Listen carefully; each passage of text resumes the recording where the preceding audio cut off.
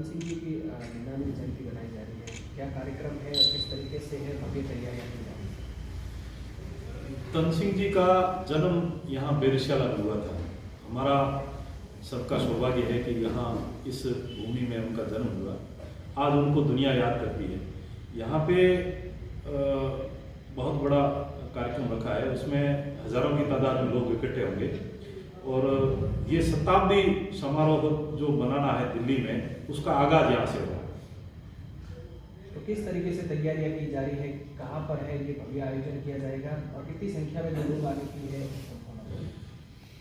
जैसलमेर से 75 किलोमीटर दूर, यहाँ से खूड़ी से आगे 25 किलोमीटर बेरशाला गाँव है। जो जैसलमेर में हमने प्रचार प्रसार के लिए 18 दिसंबर को मीटिंग की थी। उसमें 7 टीमें बनाई थी, अलग अलग 7 जोन में हमने प्रचार प्रसार किया है। और उसके बाद में एक रथ यात्रा रखी थी तन सिंह जी जयंती को घर घर संदेश पहुंचाने के लिए, संदेश रथ यात्रा वो जैसलमेर जिले के हर गांव में गई है और सैकड़ों की संख्या में वहां पे उनका स्वागत हुआ है और ढोल नगाड़ों के साथ और फूल मालाओं के साथ, और जिले पूरे में बहुत अच्छा माहौल है और हजारों की संख्या में। टारगेट तो लगभग 25,000 से ज्यादा संख्या के अनुमान है, उस हिसाब से संख्या आएगी। क्या कहा जा सकता है, क्योंकि जिस तरीके से आजकल की जो युवा है वो भी तन सिंह जी के मार्ग पर चलते हुए आमजन से अपील कर रही है, पूरे प्रदेशवासियों से अपील कर रही है कि ज़्यादा से ज़्यादा बेरशाला गाँव में पहुँचे, तो आप ही क्या अपील करना चाहेंगे प्रदेशवासियों? देखो, हम पूरी दुनिया में इधर उधर देखना चाहें तो संस्कार निर्माण की व्यवस्थित दिनचर्या के रूप में ये क्षत्रिय युग संघ एक ऐसा साधन है जिससे हम कुछ प्राप्त कर सकते हैं। क्योंकि एक जैसे कोई अपन किसी को भाषण दे दे कि भाई आप संस्कारित हो जाओ या ऐसे कर दो, तो उस तरीके से संस्कार नहीं बन सकता। जैसे हमने सुना है कि कोई पत्थर है, उसके ऊपर बार बार रस्सी चलती है तो निशान बन जाता है।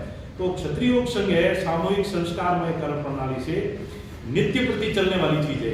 रोज शाखा में जाना, जैसे शिविर है तो उसमें रोज सुबह 5 बजे उठना और शाम को 10 बजे तक व्यवस्थित दिनचर्या में ढालना। आज का जमाना सोशल मीडिया का, व्हाट्सएप फेसबुक का समय किसी के पास नहीं, पर क्षत्रिय योग संघ में जो विश्वास आस्था रखता है और इसमें जो आने का, जैसे आपने फरमाया कि यहाँ ऑडियो जारी करते हैं, वीडियो जारी करते हैं, उनको कुछ लग रहा है कि यहाँ पे वो जो संस्कार मिल सकता है सागायनों में, खेलों में, चर्चाओं में, हर जगह वो चीज दिखाई जाती है कि खेल खेल में आप वो संस्कार सीख जाए। ऐसे संस्कार निर्माण के लिए क्षत्रिय योग संघ प्रयास करता है और इसीलिए मैं भी इससे प्रभावित हूँ और मैं आह्वान करता हूँ कि ज्यादा से ज्यादा लोग इस कार्यक्रम में जुड़े और तन सिंह जी का जो भव्य जयंती समारोह है वो मने, जिससे लोगों में ये मैसेज जाए कि तन सिंह जी ने ऐसा कोई दर्शन दिया है। यदि हम किसी के नजदीक नहीं जाएंगे तो हमारे को कैसे पता चलेगा कि तन सिंह जी की क्या भावना थी, वो क्या चाहते थे। वो चीज धीरे धीरे हम साल भर ये कार्यक्रम करेंगे। यहाँ से आगाज होगा बेरशाला से, फिर पूरे देश में 100 बड़े कार्यक्रम करेंगे, जैसे यहाँ हो रहे हैं वैसे 100 बड़े कार्यक्रम। उसके बाद में दिल्ली में शताब्दी समारोह का कार्यक्रम होगा, वहां लाखों की तादाद में लोग इकट्ठे होंगे। हम जैसलमेर से भी काफी संख्या में वहां जाएंगे। जहाँ देखा जाए न तो जो है इस माहौल में जो है ना सुरक्षित मंदिर, मस्जिद, गिरजे या गुरुद्वारे, निर्दोषों के खून बहाते घूम रहे हैं हत्यारे। ऐसे माहौल में क्षत्रिय संघ का यदि विचार किया जाए तो क्षत्रिय संघ किस प्रकार अपनी भूमिका निभा सकता है? देखो, ये चीजें क्यों आ रही है, हमारे अंदर संस्कारों की कमी हो गई।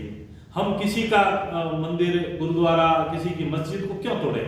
सबका अपना अपना श्रद्धा का स्थान है। उनको तोड़ने की बात, उनको बिखेरने की बात और किसी को मारने काटने की बात, मारना काटना क्षत्रिय का किस समय जरूरत पड़ती थी? जब देश के ऊपर कोई आपत्ति आती थी या अपने स्वाभिमान की रक्षा के लिए मारने काटने की जरूरत पड़ती थी, उस समय क्षत्रिय को वो अपनी तलवार लेके निकल पड़ता था कि अब उसको वो देश के स्वाभिमान पे आ चाहिए तो वो मरने काटने के लिए उतारू हो जाता था।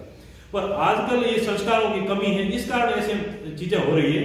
तो क्षत्रिय योग संघ यही संस्कार निर्माण की बात करता है, शिविर और शाखाओं से सिखाना चाहता है कि आप लोग सुधर जाए। क्षत्रिय सिर्फ राजपूत के घर जन्म लेने से नहीं होता है और क्षत्रिय की शिक्षा कोई भी ले सकता है। क्षत्रिय का क्या गुण होने चाहिए, वो संस्कार निर्माण की पाठशाला है क्षत्रिय युग संघ। अच्छा, कल है 25/1/1924 जन्म और उनमें भी चतुर्थी थी। 25 तारीख में भी चौथ है। अच्छा। सहयोग। हाँ। और ये देहांत भी चौथ में ही हुआ, चतुर्थी।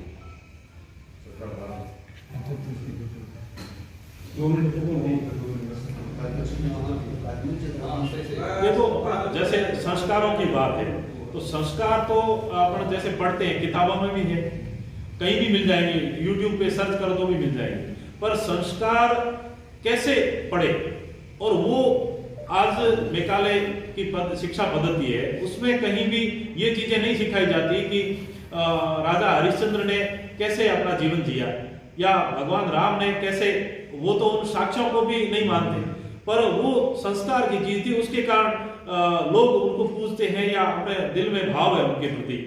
जैसे अब शिवी का उदाहरण ले लें, उन्होंने एक पक्षी को बचाने के लिए अपने मांस का दान कर दिया।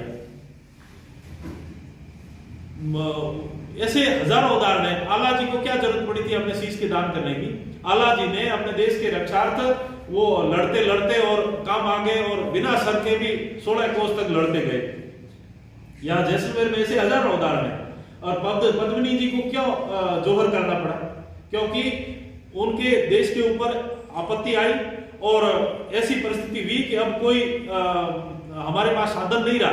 तब जो युवक थे वो लड़ने के लिए तैयार हुए, तो पीछे स्त्रियों का कौन ध्यान रखेगा, वो उनका स्वाभिमान कैसे बचेगा, उनका शील कैसे बचेगा, इसलिए उनके अंदर वो भावना उत्पन्न होती थी। इसलिए वो हजारों की संख्या में वो जोहर होता था। फिर वो देश की रक्षार्थ शाका करके केसरिया वस्त्र धारण करके और लड़ने निकलते थे, कारण के अपना स्वाभिमान बचाने के लिए, देश की रक्षा के लिए निकल पड़ते थे। तो उन गुणों का कौन सर्जन करेगा? तो आज की शिक्षा पद्धति नहीं कर सकती, पर क्षत्रिय युग संघ की एक संस्कार प्रणाली है, उसके माध्यम से क्षत्रिय युग संघ शिविरों में, शाखाओं में और ऐसे गुणों का उपार्जन करता है जिससे सच्चा क्षत्रिय बने।